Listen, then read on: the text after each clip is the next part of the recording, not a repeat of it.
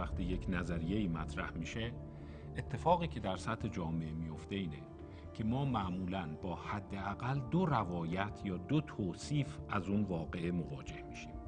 توصیف اول که توطئه محور نیست، معمولاً به توصیف رسمی یا روایت رسمی معروفه. در این روایت بازیکننده ها خیلی مشخصند، هدف پنهانی ندارند و در واقع با هم همبستگی و دسیسه ای رو دنبال نمی کنند و معمولاً این روایت از مجاری رسمی و در واقع مورد وثوق جامعه ارائه میشه. این میشه روایت اول. ولی خیلی جالبه که در کنار روایت اول ما مرتب میبینیم روایت‌های 2، 3، 4 همینجور الی آخر زاده میشه. روایت دوم روایتی است که در اون معمولاً یک عده‌ای یک سوء نیت دارند، یک خواستشون دارند، با هم دست به دست هستند و تعداد بازیکن‌ها خیلی بیشتر از اون چیزی است که در روایت اول گفته میشه. در روایت دوم معمولاً بسیاری از بازیکننده‌ها پنهان هستند و آنچه که مردم می‌بینند فقط چند نماینده است، ولی باور دارند که اینا با همبستگی هم دست به دست هم دادن و اون واقعه رو شکل دادند. این روایت معمولاً توسط مجاری رسمی بیان نمیشه و در بین مردم از طریق رسانه‌های غیر رسمی در واقع فراگیر میشه و معمولاً به این میگن روایت توطئه یا روایت توطئه آمیز. و جالب گاهی اوقات فقط یک روایت توطئه نیست، روایت‌های متعددی پشت هم ساخته میشن.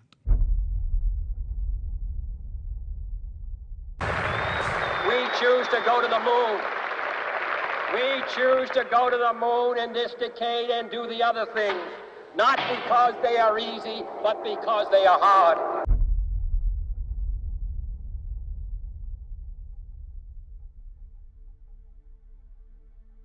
یکی از تئوری‌های توطئه که بیش از همه مطالعه شده و سعی کردن که اجزای اون رو استخراج کنن، مسئله قتل کندی هست که در واقع روایت رسمی اینه و میدونید گزارش وارن هم بر این در واقع صحه گذاشت که قاتل یک نفر بوده، هاروی لی آزوالد، و همدستی هیچ سازمان یا نهادی رو نداشته و پشت او هیچ دسیسه‌ای نبوده.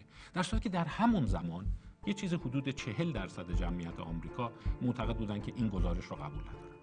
ولی نکته جالبی که هست اینه، الان این رقم بین 60 تا 80%. یعنی اصل مهمی که وجود داره اینه گذر زمان باعث برطرف شدن دیدگاه توطئه نمیشه و گاهی اوقات حتی گذر زمان به تشدید اون منجر میشه.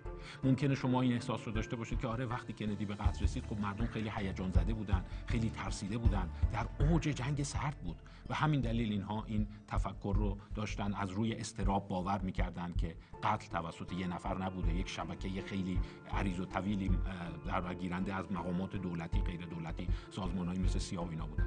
ولی الان چی؟ بعد از حدود 50 خورده سال از این قضیه می‌بینیم که هنوز رقم بین 60 تا 80%. یعنی تئوری‌های توطئه خود به خود نمی‌میرند و فروکش کردن هیجان باعث حذف اونها نمیشه.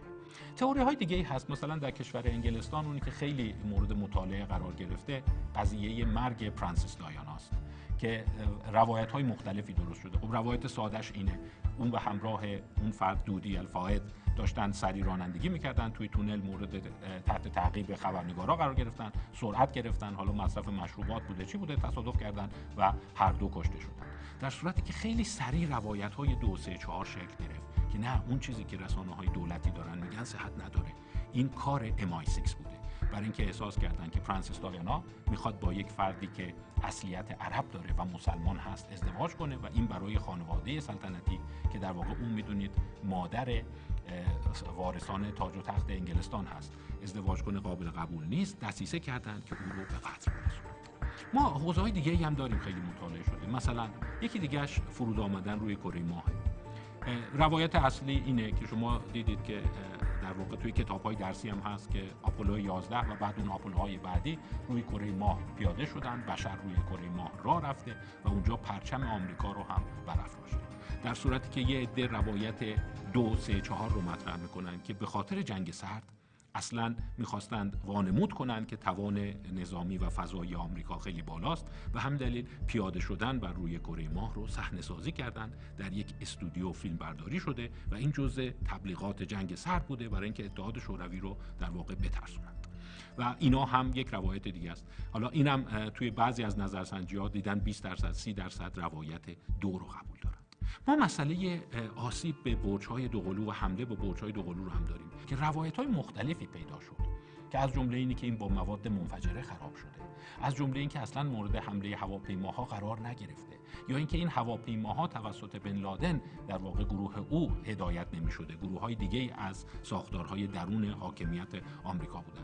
یعنی این روایت‌ها شکل گرفت و همون زمان روانشناسان اجتماعی این سوال مطرح کردن: چرا به راحتی مردم گزاره الف یا گزاره رسمی رو نمیپذیرند و دوست دارند گزاره‌ها یا روایت‌های 2، 3، 4 رو بپذیرند؟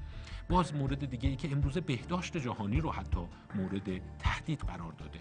مقاله چاپ شد به اشاره به اینی که واکسن در واقع سرخجه، واکسن سرخک و واکسن هایی که به کودکان میزنن میزان اوتیسم رو بالا میبره.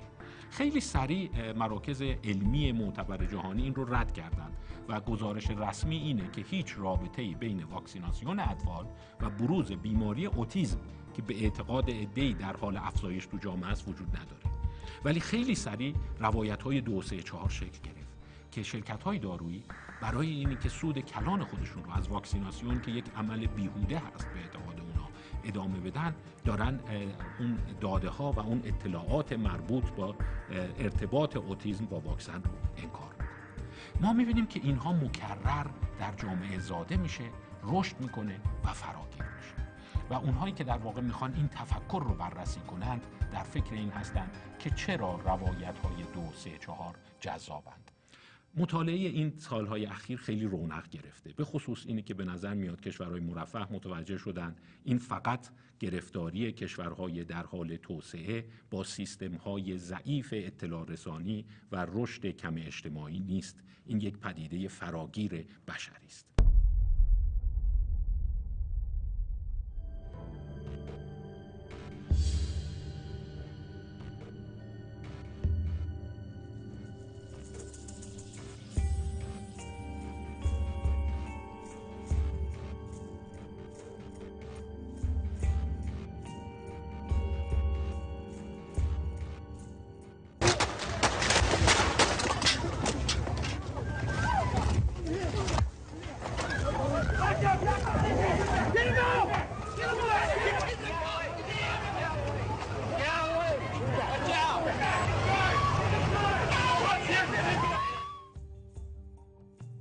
علاوه بر ترور کندی، چند سال بعد تو دهه 80 رونالد ریگان هم مورد در واقع اصابت تیر قرار گرفت. از 1 سانتیمتری قلبش تیر رد شد.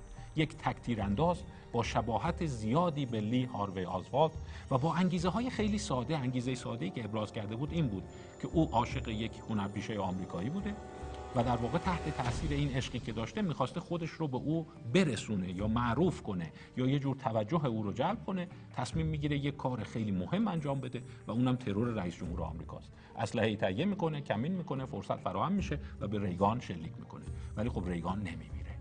پس ولی جالبه که این خیلی وارد تئوری توطئه نشد، یعنی کسی نیومد گفت که این ضارب در واقع جان هیکلی این فرد مشکل روانی رو داشته. خیلی‌ها پذیرفتند که آره این به خاطر مسائل روانی این کار رو کرده و در واقع هیچ توطئه‌ای توسط سازمان‌ها در میان نبوده. و در واقع این پیام رو به ما میده که وقتی توطئه شکست میخوره، وقتی اقدامی شکست میخوره، برداشت توطئه‌آمیز ازش وجود نداره. اقدام‌هایی که موفق میشند میرن تو قالب توطئه. پس این یک کشف جالب.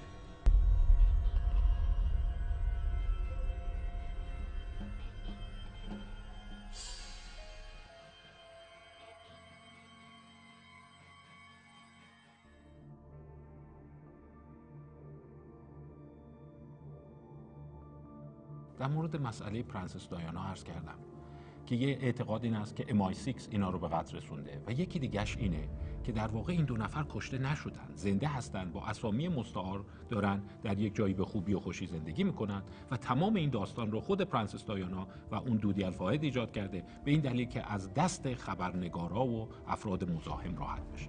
خب اینا همه روایت‌های 2، 3، 4 هستن. ولی چیز جالبی که توی مردم انگلیس متوجه شدن اینه 1% از اونهایی که به روایت 2 معتقدن همزمان روایت 3 رو هم میپذیرند، در صورتی که این دوتا متناقضن. نمیشه همچین چیزی، نمیشه هم MI6 دایانا رو کشته باشه و همین که دایانا زنده باشه. ولی وقتی ازشون میپرسیم میگه نمیدونم، یا اینه یا اونه، ولی روایت رسمی نیست. یعنی در هر حال تاکید بر این نیست که ما روایت خاصی رو بپذیریم، بیشتر مثل که تاکید بر اینه که روایت یک رو نپذیریم. حالا روایت‌های دیگر رو اشکال نداره، میتونیم همش رو کنار هم بچینیم. آمریکایی‌ها هم همین مطالعه رو کردن در مورد مسئله برج‌های دوقلو. مثلا همزمان دیدن اونایی که معتقدند که برج‌های دوقلو کار بن لادن نبوده، معتقدند که بن لادن زنده است، و همزمان معتقدند که اون حمله‌ای که آمریکا کرد و ادعا میکنه بن لادن رو کشته این صحنه سازی بوده، و در این حال معتقدند که بن لادن متواریه و هنوز هم در حال توطئه است. یعنی شما نمیتونی هم معتقد باشی که بن لادن پشت قضیه نبوده، همینی که آمریکا در صدد کشتنش بر اومده ولی نتونسته بکشتش، همین که اون در حال ادامه توطئه است و در این حال هنوز هم زنده است. یعنی ببینید چندین روایت مختلف کنار هم قرار داره که بعضی از اینها از نظر منطقی نقض کننده روایت دیگه است. یک کشف جالب دیگه هم صورت گرفته. دیدن اکثریت مردم اصرار بر این دارن بین یک واقعه و عامل اون باید تناسب باشه. یعنی نمیشه یه واقعی که کل کره زمین رو تحت تاثیر قرار داده، کل یک کشور رو تحت تاثیر قرار داده، فقط از یک آدم یا یک آدم ساده‌لوح یا یک بیمار برخواسته باشه. بین علت و معلول باید تناسب سایز و اندازه باشه. و همدلیل نمیتونن بپذیرن که چند نفر دور هم جمع شدن و نقشه ریختن که مثلا برج‌های دوقلو رو از بین ببرن و بعد اون تبعات زیادی که پیدا بشه. باید پشت یک اتفاق عظیم یک سیستم عظیم هست و همیشه باید بین اینا تناسب وجود داشته باشه. اینا کشفیات قشنگی است که در زمینه تفکر توطئه سالهای قبل صورت گرفته و باز داره ادامه پیدا میکنه. وقتی میخوایم تحلیل کنیم که در تفکر توطئه چه اتفاقی میفته، معمولاً تحلیل شناختیش اینه: در روایت رسمی نیت‌ها محدودند و معمولاً نیتی که شما میبینی همان نیت رسمی است که توسط رسانه‌های عمومی اعلام میشه. ولی در روایت‌های 2، 3، 4 ما با یک حالت بیش نیتی، اصطلاحی که انگلیسی‌ها به کار میبرن، خارجی‌ها به کار میبرن، هایپر اینتنشنالیتی مواجهیم. یعنی اون نیتی که شما میبینی نیت ساده‌لوحانه است، اون نیست، پشتش یک نیت و گاهی اوقات یک نیت درون اون نیت وجود داره و سناریو پیچیده و پیچیده تر میشه. وقایع جهان به خودی خود اتفاق نمیافتند. من مثالی در مورد این نیت براتون بگم. ببینید بعضی اشیا و اجسام خودشون حرکت میکنن. مثلا یک توپ میتونه روی میز قل بخوره و بره جلو. این معمولا خیلی توش نیت شما نمیبینید. و یا اینکه حتی ممکنه مثلا آهنربایی در زیر میز باشه و درون توپ هم فلزی باشه و این رو دارن حرکتش میدن. یعنی شما متوجه میشید که یک نیت میتونه پیچیده تر و پیچیده تر بشه. و کم کم اصطلاحاً گفته میشه نیت میتونه انسانی بشه، آنتروپومورفیک بشه، انسانمند بشه. و در واقع آنچه که در مورد روایت‌های 2، 3، 4، 5 دیده میشه اینه: نیت انسانمند توش پررنگ و پررنگتر میشه. یعنی نمیشه پذیرفت که وقایع خود به خود اتفاق افتادن، تصادفی اتفاق افتادن. حتما یک عامل انسانی با نیت شرور یا نیتی پنهان در کاره و به اون قضیه دامن زده. ولی چیز خیلی مهمی که هست اینه: چرا مستعدیم 2، 3، 4 رو بپذیریم؟ چرا نمیپذیریم که یک برگ خودش ممکنه داره باد میاد و حرکت میکنه؟ میایم و منزل میبینیم پنجره بازه، ممکنه باد زده پنجره بازه، ولی در این حال ممکنه این باشه که کسی از بیرون اومده و پنجره رو باز کرده و چیزی رو جابجا کرده. یعنی ما یک نیت انسانمند میبینیم، چرا نیت ساده رو نمیپذیریم؟ من فکر میکنم که این یکی از نکات بسیار زیبای روان و مغز انسان.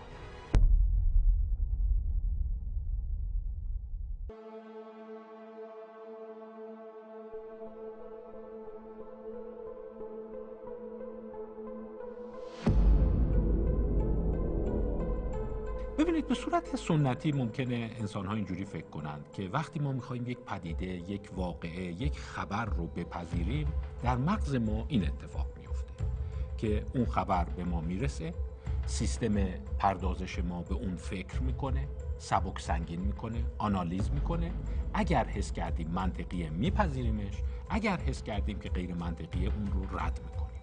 به این میگن روایت دکارتی از کارکرد مغز در پذیرش گزاره. ولی جالبه که اسپینوزا یک نظام رقیب به این در واقع مطرح میکنه که سالهای اخیر متخصصین علوم شناختی و روانشناسان اجتماعی باورشون بر اینه که مغز ما بیشتر اسپینوزایی کار میکنه تا دکارتی. ولی اسپینوزا چی میگه؟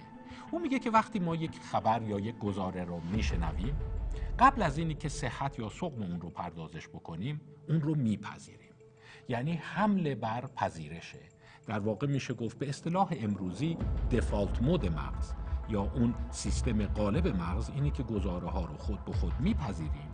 بعداً سر فرصت اگر حس کردیم که در واقع اون گزاره با منطق نمیخونه، با تجارب قبلی ما ناسازگاره، ما شروع میکنیم اون رو رد کردن. راستش بخوایم من یک اعتراف شخصی بکنم. من جایی داشتم فکر میکنم کتاب چیزی میخوندم، دقیق یادم نیست کی بود، ولی این گزاره رو شنیدم که تبلیغی بود در مورد یکی از سازه هایی که کشور امارات داره میسازه. اون پالم که از در خلیج فارس هست، یک مقداری دارن زمین رو خشک میکنن که بر روی اون ویلا سازی کنن، شهرک سازی کنن. و توی این تبلیغ این مسئله رو مطرح کرد یا این خبر مطرح شد که در واقع این دومین سازه بشر است که از کره ماه دیده خواهد شد و اولین سازه دیوار چینه. و تا مدت ها منم این تو ذهنم بود، حتی از اون چند نفر عذر میخوام، من فکر کنم به اونها هم گفتم که آره میدونی دیوار چین تنها سازه ساخت بشره که از کره ماه دیده میشه و من این گزاره رو همینجوری بدون تحلیل پذیرفته بودم. تا اینی که یک جا فرصت کردم و یه مقدار مطالعه کردم، دیدم این اولا این داستانی که دیوار چین از کره ماه دیده میشه این از کجا پیدا شده.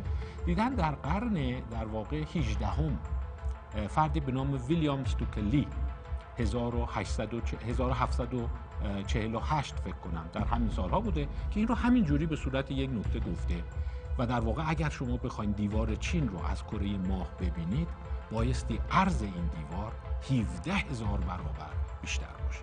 یعنی این دیوار که دیده نمیشه هیچ، اگر شما تا 10,000 برابر هم بزرگترش کنید بازم دیده نمیشه.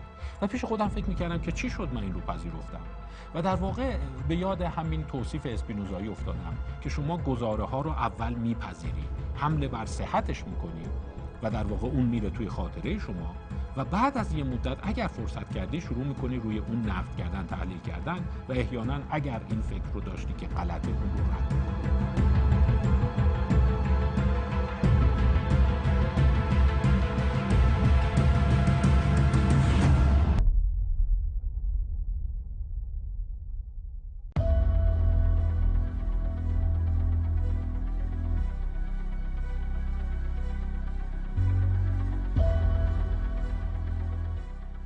سالیان سال متخصصین علوم شناختی این رو نشون دادن که هر موقع شما اصلی رو پذیرفتی، گزاره‌ای رو پذیرفتی، اگر بعد از یه مدت با استدلال، با منطق، با جمع‌آوری شواهد به اون رسیدی که اون گزاره غلط بوده، هیچگاه نمیتونی به نقطه صفر برگردی و در مغز شما یک طعم‌مانده‌ای، حالا به قول بعضیا تو ضمیر ناخودآگاه و به قول امروزی‌ها در حافظه پنهان و حافظه عمیق‌تر شما، یک ردی از اون واقعه و اون گزاره میمونه و در واقع هیچ وقت پاک نمیشه. شاید این توجیه هم داشته باشه که میبینید وقتی به یه نفر افترا میزنید، یک نفر رو مورد تهمت قرار میدید، اون اتفاقی که میفته اینی که درست تکذیب میشه و میگن از اون تهمت تبرئه شد، ولی باز نگرش منفی به اون فرد باقی میمونه و به نظر من اون فرد باید اعاده حیثیت خیلی جدی بکنه و غرامت جدی بگیره، چون تکذیب کردن این خبر او رو به نقطه صفر باز نمیگردونه، کماکان قسمت زیادی از اون بار اتهام باقی میمونه.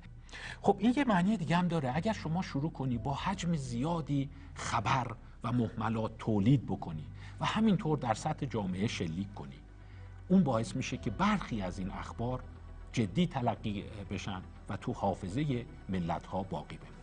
و همین دلیله که در واقع این صحبتی که میشه امپراتوری‌های خبری یا در واقع گسترش شبکه‌های اطلاع رسانی گاهی اوقات میتونه نقش منفی و مخربی هم در جامعه داشته باشه و خیلی ها مدعی‌اند که میبینیم که فراگیر شدن خیلی از مطالبی که اصلا مبنای علمی نداره، رشد باورهای ضد علمی در بشر مدرن. شما انتظار داری بشری که این همه دسترسی به اطلاعات آزاد داره قاعدتا نباید خیلی از این امور رو بپذیره. شما شاید باورتون نشه ولی عده‌ای در کره زمین وجود دارن که باور دارن که زمین گرد نیست، زمین مسطحه. یا حتی بعضی از اینها به این نتیجه رسیدن که بشقاب پرنده ها سالها قبل به زمین حمله کردند و کنترل زمین در دست موجودات فضایی است. اینها در واقع حکومت ها رو کنترل میکنن، بازار بورس رو کنترل میکنن و اینها حتی شاید باور نکنید میگن به صورت در واقع دریم شدن و اینها موجوداتی هستن که اگر چهرهشون رو بکنید به صورت مقامات و ابر سرمایه‌دارهای جهان هستن و اون زیر موجودات فضایی هستن که دارن با زبان خاص با هم مکالمه میکنن. شما ممکنه بگید بابا اینو که دیگه نمیشه پذیرفت، این خیلی غیر منطقیه، ولی درصد زیادی اون رو میپذیرن. و باز نکته دیگه‌ای که هست اینه، اونی که اول بار یک خبر رو شلیک میکنه، اون خبر رو تولید میکنه، یک مزیت داره و در واقع صاحب یک آوانتاژ هست و جلوتر از بقیه تلقی میشه. و همین دلیل من نمیخوام کار غیر اخلاقی به شما یاد بدم، دارم هشدار میدم که در تله این کار غیر اخلاقی نیفتید. ولی اگر شما دسترسی دارید به یک شبکه اطلاع رسانی قوی که امروزه میبینی خیلی هم فراگیر شده، شما میتونی خیلی پدیده‌های عجیب غریب، نادرست، خیالی، خرافی رو شلیک کنید و بعدش فوقش بگید که تکذیبش میکنیم. یا مردم رفتن توی گوگل سرچ کردن، رفتن توی اینترنت نگاه کردن و بعد دیدن که اون خبر کذبه و رد شد. ولی خیالتون راحت باشه شما مشتریان خودت رو جذب کردی و یه درصدی تو جامعه اونجا باقی خواهند موند که اون رو بپذیرند.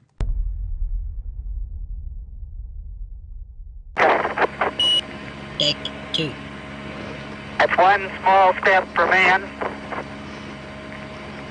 one giant leap for mankind. سالها قبل همه در این میشه گفت باور افسانه‌گونه بودن، در این رویا بودن که وقتی دسترسی آزاد به اطلاعات داریم و شما با یک کلیک کردن میتونی به انبوهی از اطلاعات رایگان در اینترنت برسی، دیگه این تفکرات عمری ازشون باقی نماد بمونه. اینا مال اون دوره است که مردم به سختی کتاب میخوندن، به سختی مطلبی گیرشون میومد و نمیتونستن صحت و سقم یه خبر رو پیدا کنن. بیشتر کارشناسان رسمی اطلاعات در زمینه شبکه‌ها باورشون بر اینه که حجم خبرهای جعلی و ساختگی رو به افزایشه. حتی مطالعات خیلی قوی هست که نشون میده توی فیسبوک، تلگرام، اینستاگرام اینا بیشتر اطلاعات کاذبه و در واقع سرعت و عمق رشد اطلاعات کاذب یا خبرهای جعلی خیلی سریعتر از خبرهای درسته. این یه معما بود. چرا این گونه است؟ چرا ما مثل آب گرم و سرد که با هم مخلوط کنیم باید به آب ولرم برسیم؟ مثل این که انسان‌ها این گونه نیستند. خب پژوهش‌های دانشمندان علوم شناختی و روانشناسان اجتماعی چیزای جالبی نشون داد. مثلا نشون داد که اگر شما انسان‌ها رو به حال خودشون رها کنید و هر کدوم یک گروه یا یک فکری داشته باشند، گاهی اوقات و بنا به شرایط خاصی اتفاقا نه تنها اینا با هم مخلوط نمیشند و به دیدگاه واحد و معتدل و میانه‌ای نمیرسند، بلکه به تدریج که همینجور با همدیگه در تماسن و با همدیگه تعامل میکنن، جامعه به سمت قطبی شدن میره. یعنی اصطلاحاً میگن پولاریزیشن یا قطبی شدن در شبکه‌های اجتماعی داره روز به روز بیشتر میشه. معنیش چیه؟ معنیش اینه که درسته ما به اطلاعات همدیگه دسترسی داریم، ولی کم کم هر گروهی سعی میکنه با همفکران خودش که فکرهای او رو تایید میکنن معاشرت کنه. و مطالعات خیلی خوب و سنگینی در مورد آنالیز فیسبوک، آنالیز توییتر، آنالیز اینستاگرام صورت گرفته که کی رو دنبال میکنه، فالووراش کیا هستن، دوستاش کیا هستن، چه کسی به چه کسی لایک میده. و من نمیخوام حالا وارد جزئیات این بشم، ولی در ژورنال‌های خیلی معتبر علمی، ژورنال‌های مثل نیچر، ساینس می‌بینی مقالاتی اشاره شده و توی مقالات این رو میگن انسان‌ها رو وقتی ولشون میکنی، اینا میرن به صورت خوشه دور همفکرای خودشون جمع میشن و اتفاقی که میفته اینه که به تدریج به همدیگه کامنت میدن، به همدیگه نظر میدن، نظر همدیگه رو تایید میکنن، با اصطلاح امروزی لایک میکنن و شما میبینی با گذر زمان اینها فقط دارن در محدوده خودشون میچرخند. و بررسی هایی که شده حالا به صورت گراف موجوده، به صورت شماتیک موجوده، نشون میده با تحول شبکه اجتماعی نه تنها انسان ها مثل آب و گرم و سرد با هم مخلوط نشدن که آب ولرم درست کنن، بلکه برعکس دارن خوشه های خیلی سرد و گرم درست میکنن. و وقتی نگاه میکنی درسته که دسترسی آزاد به اطلاعات وجود داره، ولی هر گروهی داره فقط با همفکرای خودش حرکت میکنه. مثلا در مورد تفکر توطئه چیز جالبی که هست، در مورد همون مثال هایی که زدم، مرگ پرنسس دایانا، ترور کندی، پیاده شدن روی کره ماه، اونایی که به هر کدوم از روایت های 2 3 4 معتقدن فقط 10% در تماس هستند به اونهایی که به روایت رسمی معتقده.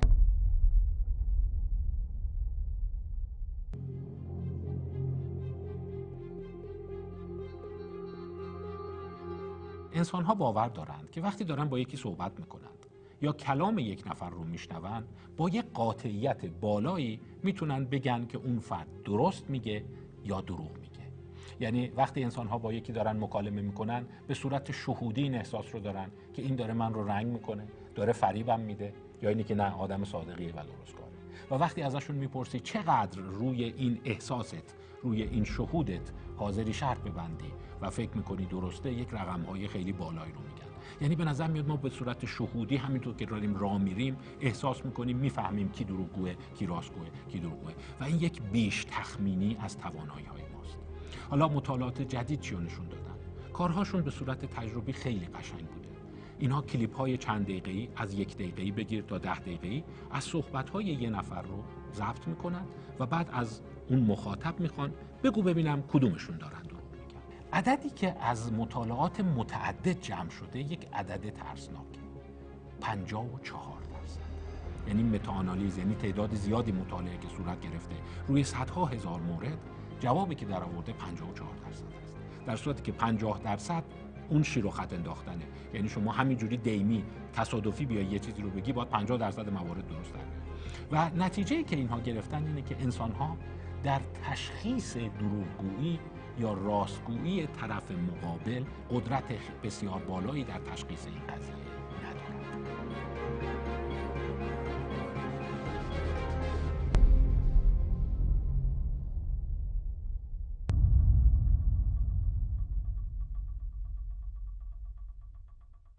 سالها قبل یک روانشناس اجتماعی به نام فریتز هایدر آزمایش خیلی قشنگی انجام داد.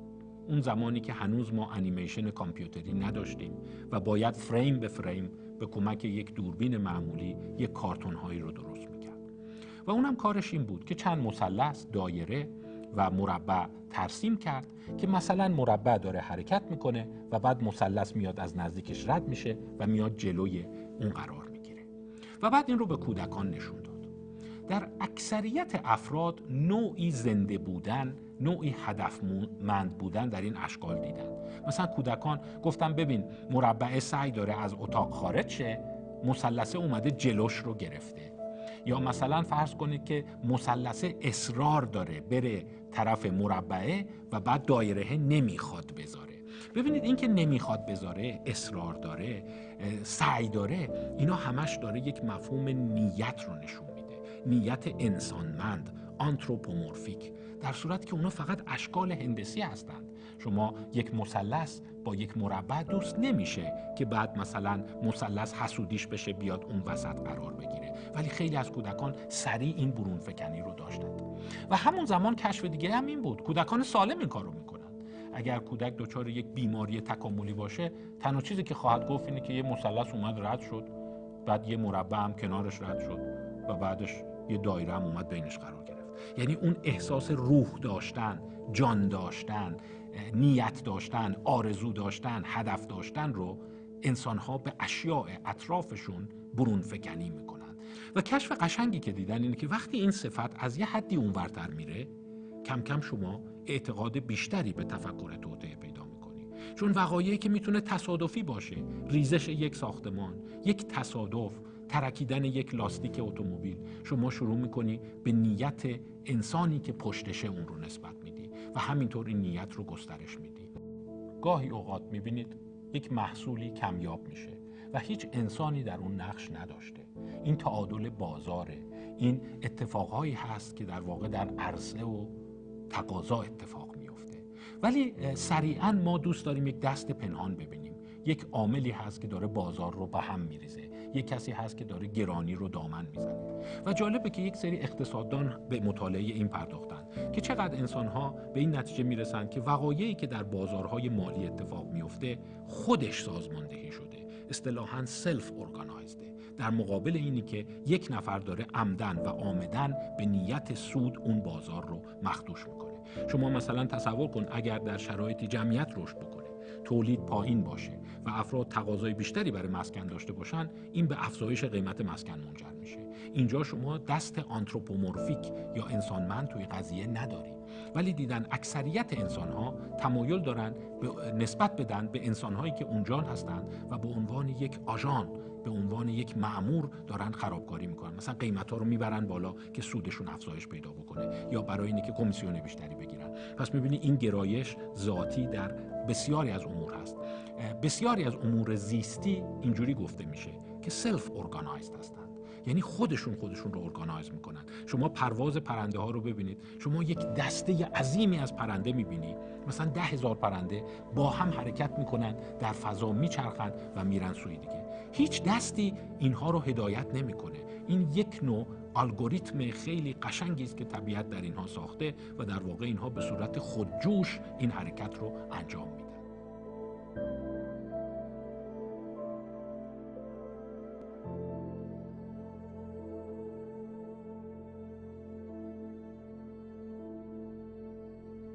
و به نظر میاد خیلی از وقایع اجتماعی هم همینه. یه چیزی مد میشه، یه چیزی از مد میفته، مردم دوست دارن یه کاری بکنن یا یه کاری رو نکنن. کسی مغز متفکر هدایتگر اون اتفاق نیست. مد شدن یه قضیه رو نمیشه فقط با این تفسیر کرد که یه سری هستن اون جنس رو تولید کردن میخوان بفروشنش. ممکنه اونا بر موج سوار شدن و دارن سود میبرن، ولی بخش زیادی از تحولاتی که در انسان‌ها اتفاق میفته به صورت خودانگیخته و تعامل درونی اوناست. یعنی اون دست پنهان توش نیست. اون دست پنهان رو فریتز هایدر خوب نشون داده بود. ما دوست داریم توی وقایع اون رو ببینیم.